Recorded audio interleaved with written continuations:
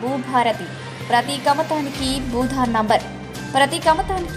Number ఆబాది భూములకు కూడా ధరణి భూభారతి ఆన్లైన్లో పహానీలు భూ సమస్యల పరిష్కారానికి అపిల్లెట్స్ పెండింగ్ సదా బైనామాలకు పరిష్కారం నేడు అసెంబ్లీలో ఆర్ఓఆర్ డ్రాఫ్ట్ ధరణి పోర్టల్ భూభారతిగా మారనుంది.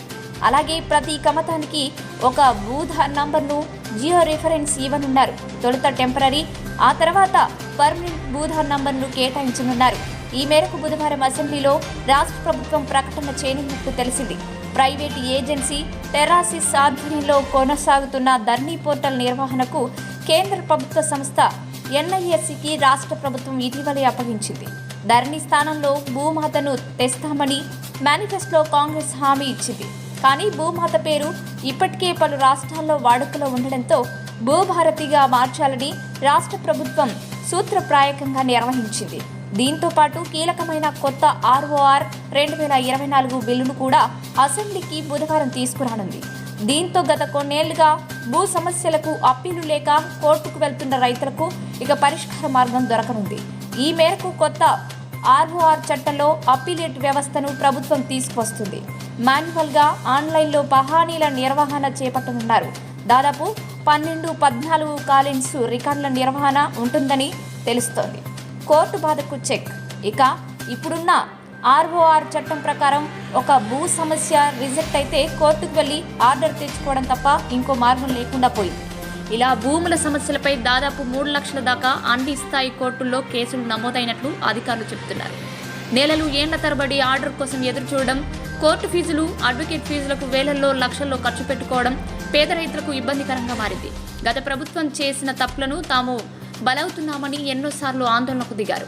ఇప్పుడు ఈ సమస్యకు చెక్ పెట్టేలా కొత్త ఆర్ఓఆర్ ముసాయిదాలో ప్రభుత్వం అప్పీలేట్స్ పెట్టింది. తహసీల్దార్లు, ఆర్డీఓలు చేసే రిజిస్ట్రేషన్లను, మ్యూటేషన్లకు సంబంధించి వివాదాలు వస్తే అప్పీల్, రివిజన్కు ఈ చట్టం అవకాశం కల్పిస్తుంది.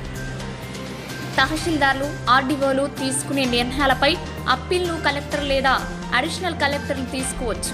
ఆ తర్వాత సెకండ్ అప్పీల్కు కూడా వెళ్లే వెసులుబాటు కల్పించారు. అయితే సెకండ్ అప్పీల్ మాత్రం CCLAకు చేసుకోవాల్సి ఉంటుంది. అవసరం అనుకుంటే అప్పీలేట్స్ కలెక్టర్ వరకే పరిమితం చేసే రెండో ప్రతిపాదన కూడా ప్రభుత్వం పెట్టుకుంది. ఈ అప్పీల్ నిబంధనల పాత చట్టంలో లేవు. రివిజన్ రాష్ట్ర ప్రభుత్వం లేదా CCLA మాత్రమే చేయాలని బిల్లులో రూపొందపరిచారు. గతంలో జేసీకి ఉన్న రివిజన్ అధికారులకు ఇప్పుడు CCLAకి ఇచ్చారు. ఏదైనా రికార్డులో తప్పు జరిగిందని భావిస్తే సుమాటోగా తీసుకొని కూడా పరిష్కరించవచ్చు. అయితే అడిషనల్ కలెక్టర్ స్థాయి నుండి ప్రభుత్వం వరకు అప్పీల్ లేదా రివిజన్లో ఏ నిర్ణయం తీసుకున్నా లిఖితపూర్వక ఆదేశాలు ఇవ్వడానికి తప్పనిసరిగా చేశారు. 2020 చట్టంలో ఈ అంశం లేదని, కొత్త చట్టం అమల్లోకి వస్తే భూమి హక్కుల రికార్డుల వివాదాలన్నీ అప్పీలు, రివిజన్లతోనే పరిష్కారం అవుతాయని రెవెన్యూ వర్గాలంటున్నాయి. అయితే యాజమాన్య హక్కుల వివాదాలు, భాగ పంపకాలు విషయంలో వివాదాలున్నప్పుడే మాత్రమే కోర్టులకు వెళ్లే వెసులుబాటు ఇచ్చారు. బిల్లులోని కొన్ని ముఖ్యాంశాలు: భూమి హక్కుల బదలాయింపు కోసం 18 రకాల పద్ధతులను గుర్తించి ఈ 18 పద్ధతుల్లో ఏ రకంగా హక్కులు బదలాయింపు జరిగినా రికార్డ్ ఆఫ్ రైట్స్ ROR అని నమోదు చేయాలి. రిజిస్టర్ దస్తావేజులు, వారసత్వం, భాగ పంపకాల ద్వారా హక్కుల బదలాయింపులకు పాత చట్టంలోని నిబంధనలు కొనసాగించాలి. ఈ పద్ధతిలో తహసీల్దారే రిజిస్ట్రేషన్, మ్యూటేషన్ చేస్తాడు. అయితే మ్యూటేషన్ చేసే సమయంలో విచారణ వేసే వెసులుబాటు చట్టంలో కల్పించాలి. ఈ విచారణలో తప్పు జరిగిందని తెలిస్తే మ్యూటేషన్ నిలుపుదల చేసే నిబంధన పెట్టారు. ప్రస్తుతం ఉన్న చట్టంలో లేదు. ఒకవేళ తప్పు జరిగినట్లు నిర్ధారణ జరిగితే కారణాలు వివరిస్తూ మ్యూటేషన్ను ఆపేయవచ్చని కొత్త చట్టం చెబుతుంది. రిజిస్టర్, దస్తావేజులు, భాగ పంపకాలు, వారసత్వ హక్కుల మ్యూటేషన్కు వివరించే అధికారం తహసీల్దార్కు మిగిలిన సందర్భంలో రిజిస్ట్రేషన్ చేయాల్సి వచ్చినప్పుడు మ్యూటేషన్ చేసే అధికారం ఆర్డీఓకు ఇచ్చారు. రిజిస్ట్రేషన్, మ్యూటేషన్ చేసేటప్పుడు సర్వే మ్యాప్ తప్పనిసరిగా చేశారు. రిజిస్ట్రేషన్కి వెళ్లేవారు ఈ మ్యాప్ను తీసుకెళ్లాల్సి ఉంటుంది. భవిష్యత్ వివాదాలకు చెక్ పెట్టే విధంగా గతంలోని ఈ కొత్త నిబంధన పెట్టారు.